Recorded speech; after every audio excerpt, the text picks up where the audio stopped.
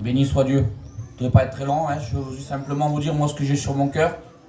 Je le disais hier à l'église, j'ai dit si aujourd'hui on veut voir des grandes choses dans nos assemblées, si nous voulons voir, ça fait quelques jours que j'étais en train de lire ce passage et le Seigneur parle à mon cœur. Et je voudrais simplement vous dire ça, ça se trouve dans Actes. Il dit que le Seigneur a ajouté chaque jour les âmes qui devaient être sauvées.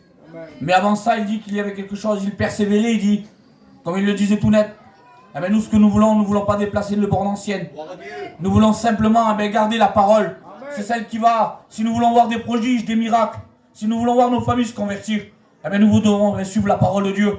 Parce que dans Acte 2, il nous dit comme cela, qu'il persévérait.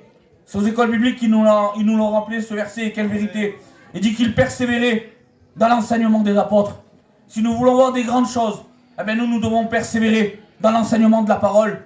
Il dit dans la communion fraternelle. Et dans Acte, il dit comme cela, simplement qu'il dit, ils étaient tous ensemble dans le même lieu. Si nous voulons que le Seigneur agisse, nous ne devons pas être divisés.